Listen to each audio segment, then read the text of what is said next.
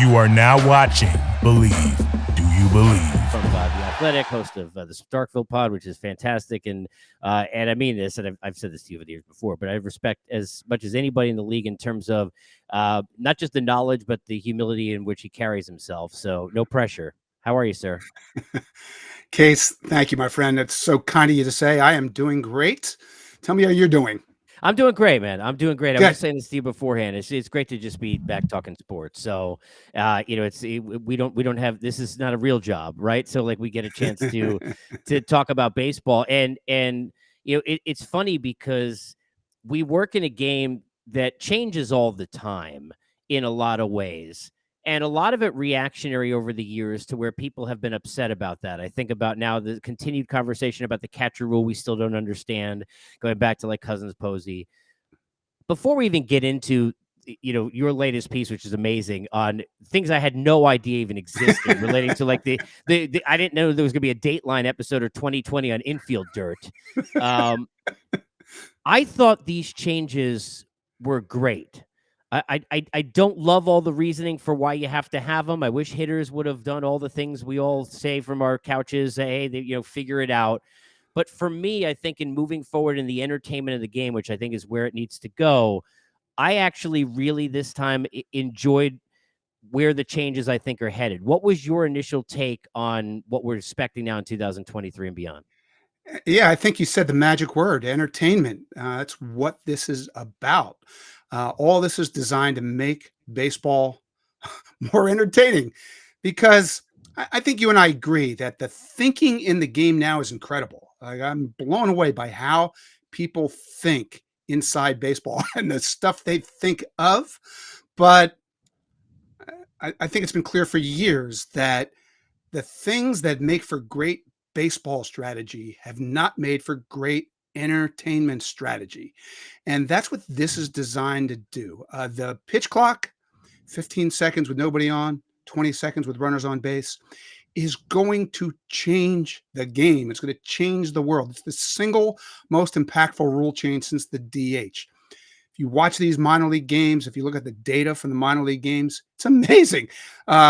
Minor league games take 26 minutes less this year than they did last year. And strikeout rate is down. There's as much action, if not more, in less time. Sign me up for that. I don't think that the shift rules are going to do what people think they're going to do, but there's just not enough people running around the bases now. So anything that baseball can do to create more action, I am in favor of. So I'm good with that. And I don't see anything wrong with the larger bases. I've always thought of all the stuff they were trying, that would be the biggest lock to actually happen. And it's the one the players voted for. It's going to be safer. And when you combine larger bases, a little shorter distance between bases, and these rules saying the pitcher can only throw a pickoff move or step off twice, base stealing is going to explode, and that's going to be entertaining. So all of it is going to make the game more entertaining. I'm in.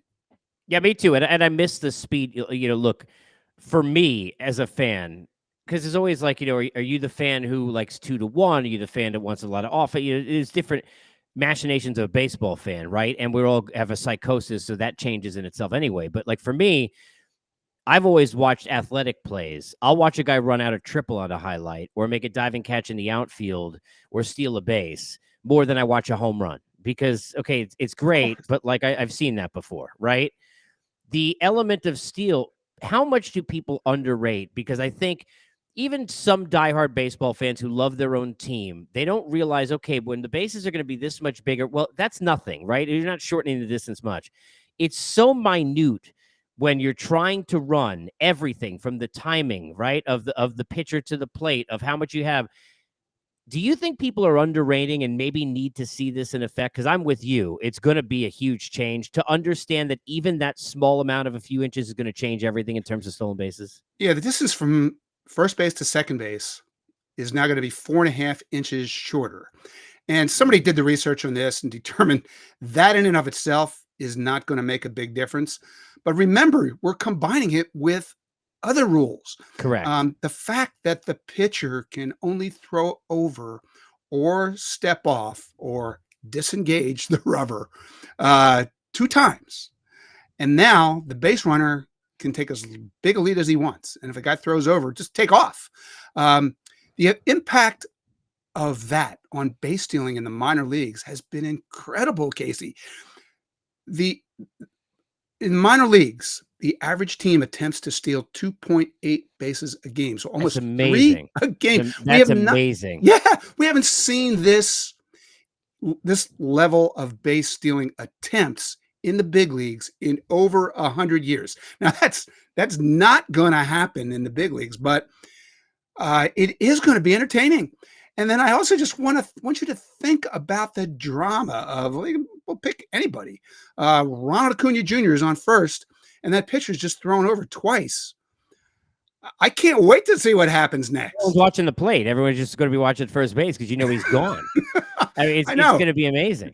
It's an element of intrigue in addition to the extra action. So no downside to that, I don't think. I understand why some players are against it. We had Whit Merrifield on our podcast, and he really takes pride in mastering the science of base stealing. And now it feels like, well, anybody can do it now. It's not going to help me. I can already steal a base. But so I understand the way somebody like him would look at it.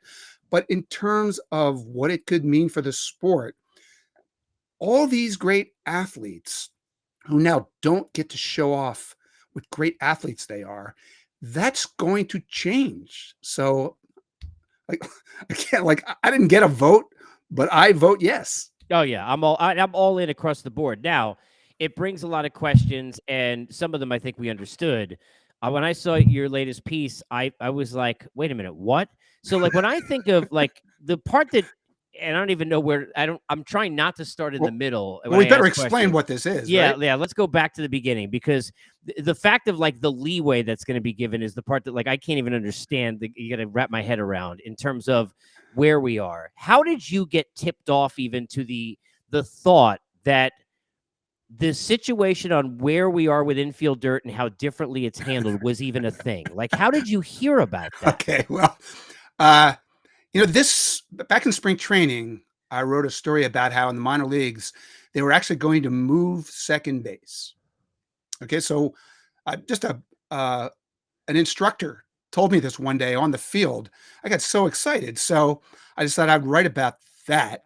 And I asked somebody who I thought would know the simple question: all right, well, how many feet, inches, whatever it is, from the back of the infield dirt will second base now be located compared to where it's been in the past? Right. And that was the first time anybody told me, oh, well, it's not the same in every park. And I thought, what? That can't be right. But I looked in the rule book and I could see that it wasn't a big deal.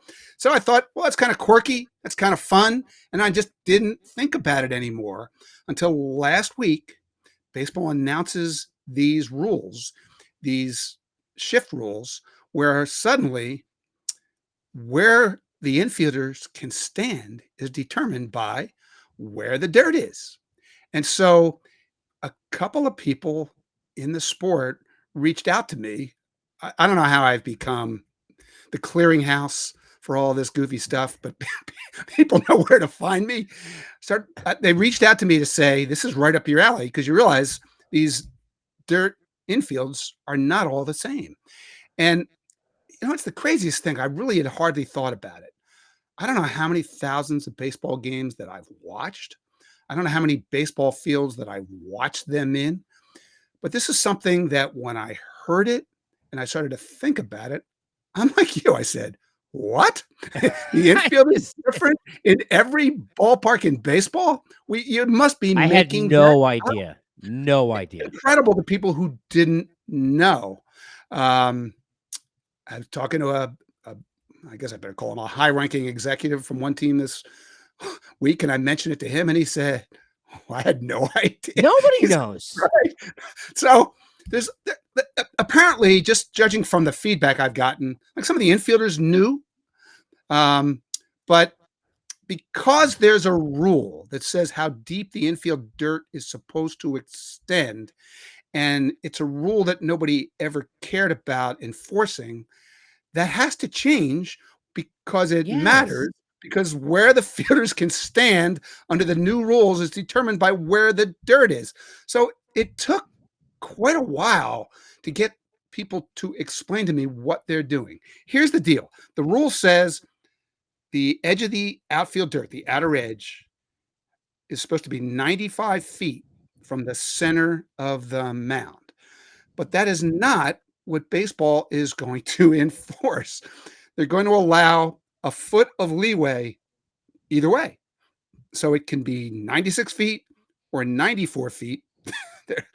They would consider both of those to be within the rules, uh, based on what I was told was the potential for groundskeeper error. When I told a guy in one front office that, he laughed so loud and he said, if we're allowed to err, why do I think we're all going to err on the side of Of making it course. fair? Of course. So it's like it was so interesting and so much fun to work on this story and write this story. And like I keep saying, it was a dirty job, but somebody had to do it. Do you again? And that's where I wanted to almost start right where you just were, because the part that I could not understand is the leeway that is now. I get it to this point as much as I didn't know. Okay, because this is a league full of, as you and I both know, the way it's been is the way it's been, right? So that's just how we are, right?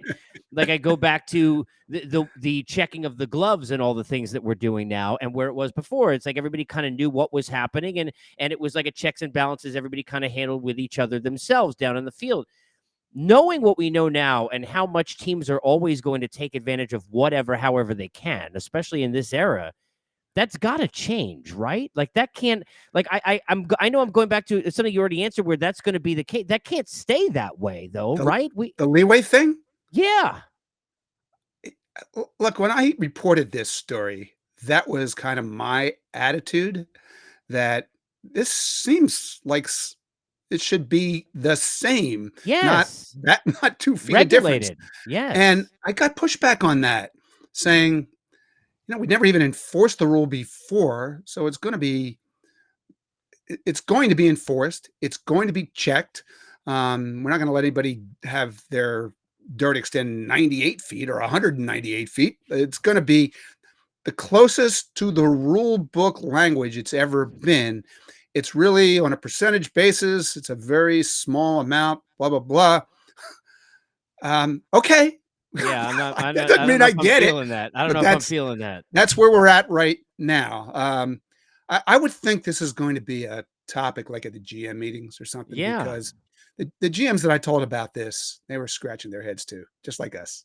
It doesn't make any sense to me, but it's fascinating because in all of the layers of baseball, to have something like that is right in front of you every day. Like it's right. It's not hidden. It's not something behind the scenes or in an office. It's right there in front of you, and no one knew. Like It's it was hilarious. amazing to me when I read that Like article. we think we pay attention. I had no, because who would, I think part of it is, Jason, like who would think that would be allowed, like that you could have different, like Right. we should have known in baseball, of course. And It's just the way it is. also learned there's no rule at all about the inner edge of the dirt. So, like somebody told me, Fenway the infield dirt is way closer to the plate than some of these other fields. I'd have to take a look. You I don't think think I about those noticed that either. think about the dirt cutouts around the bases, how different they are. That's just a work of art for these grounds crews. Yeah. this stuff, this stuff seems like it should matter, but baseball's the best. It's keeping me in business. It always gives you something. Speaking of the best and keeping us in business and being interesting, I was saying this to you right before we came on. I was like, I have to toss in there a question and ask you about the Joey Votto conversation. So for me, and anybody who hasn't heard it, please, and go into Jason's Twitter and go listen, or go to Apple, Spotify, everywhere you get podcasts, and go listen to it. This is, I said this beforehand to you. He's like Will Hunting to me. Like that's how, honestly, that's how I see him. Like it's like he's like somewhere at a chalkboard, like throwing up algorithms as a human that we don't have. The way he speaks and how much intent there is in what he's discussing, no matter what it is. A, how much did you enjoy that conversation? B, in all the players, and you've covered thousands upon thousands, Is he like in a category of his own in terms of the unique nature of the type of person that man is? Yeah, he totally is. Now, every locker room I've ever walked into, I've always asked who's the funniest guy in the room, who's the smartest guy in the room, who's the most thoughtful guy in the room. Always need to know who those players are, and I try to befriend them and gravitate toward talking to them.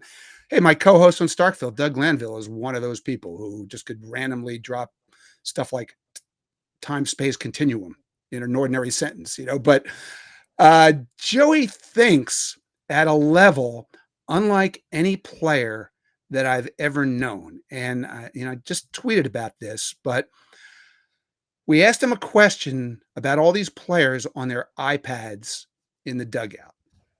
It's kind of an interesting topic, but I never would have imagined that he would start his answer with, it's like going to a dance club. What? Okay. And here's what he means. He said, all right, you take dancing lessons and now you think you're a pretty good dancer. And, you now you go to the salsa club and, you're more interested in watching like the videos and the YouTubes than you are in actually dancing and you become disconnected from the rhythm in the club. And that's like baseball, because baseball games have a rhythm that you need to pay attention to. And then he talked about facing the 2011 Phillies with the incredible staff of Halladay and Cliff Lee and Hamels, all those guys, and how they would all sit there every night locked in on the game and everything that happened in the game, because they would learn something from watching human beings. And like, this is how he got through the thought process of an answer to a question about iPads. Yeah, it really is.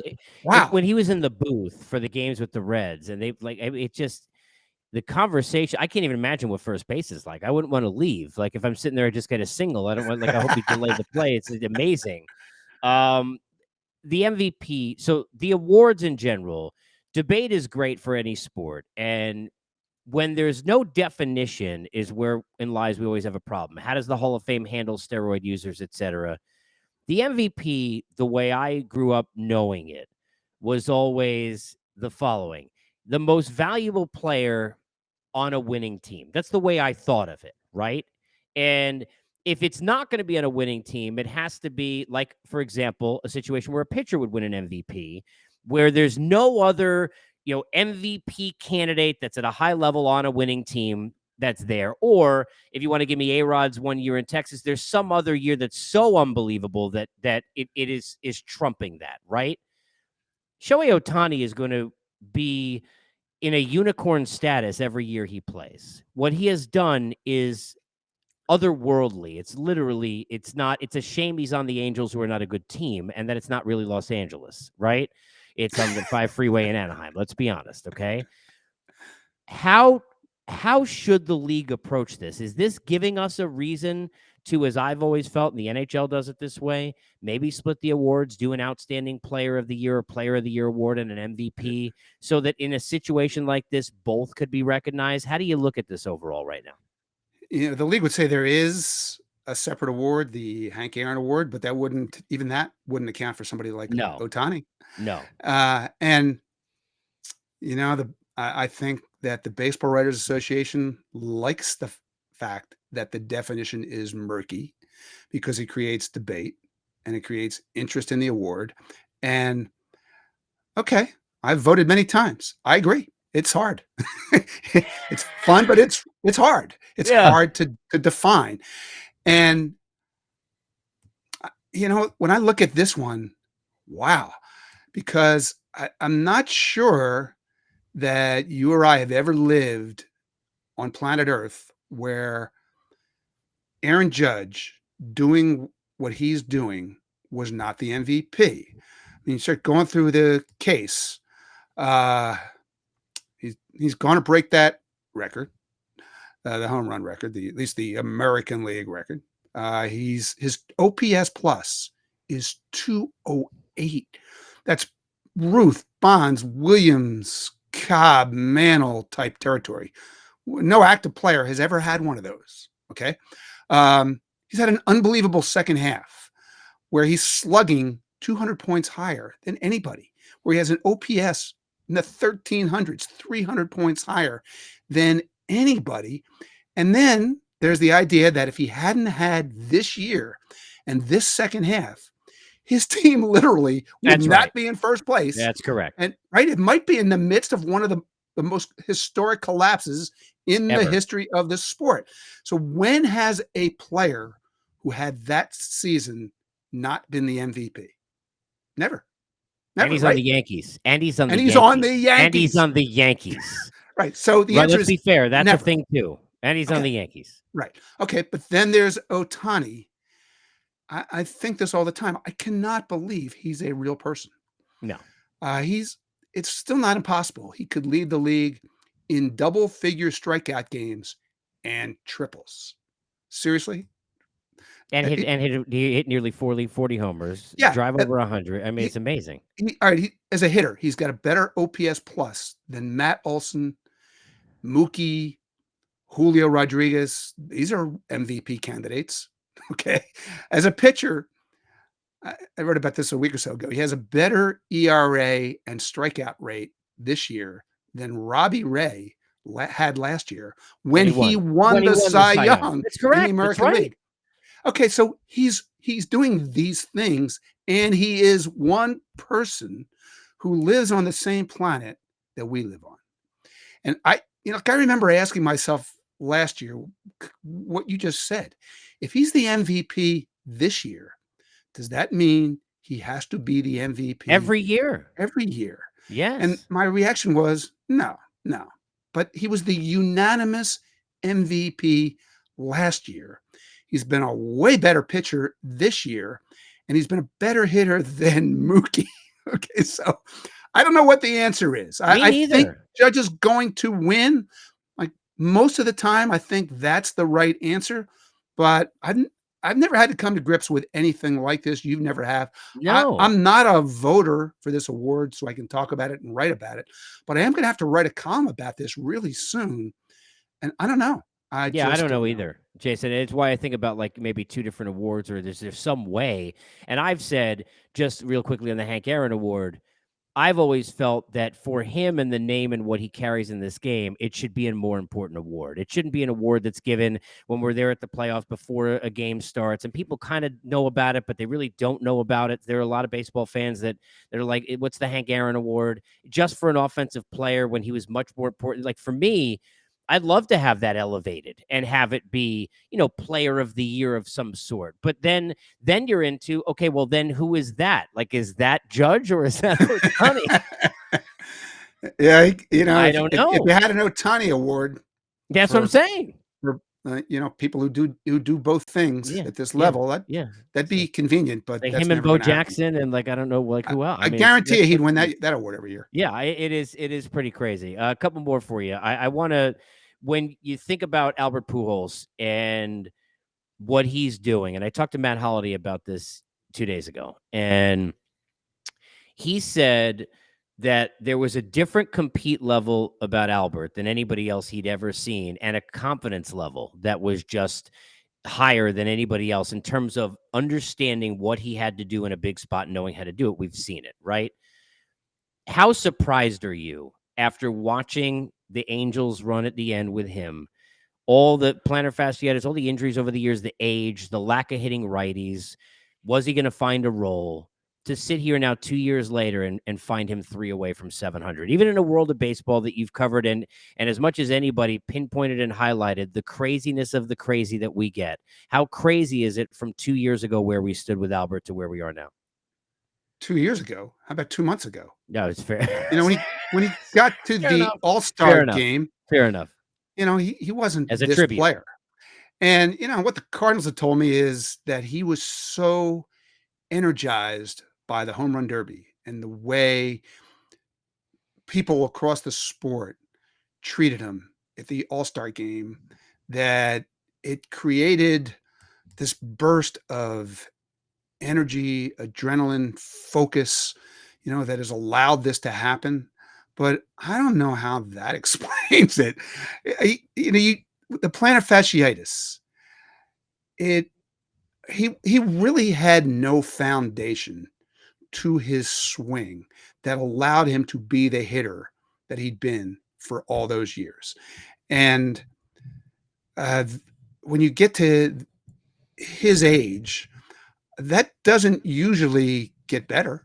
And so his willingness to accept that role with the Dodgers and then this year with the Cardinals, where he was going to face left-handers, and he was really good at that, and that would limit his workload and limit his exposure to pitchers that he wasn't handling.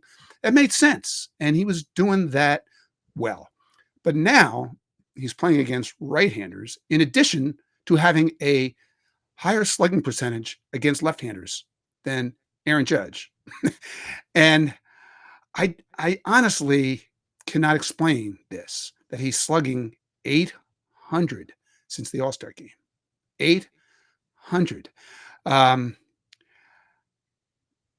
I don't know that we've seen anybody ever finish this way. Big Papi is in the argument. He had a great grand finale. You look back on Barry Bonds last year, he really had a hell of a year, but he didn't retire. They retired him.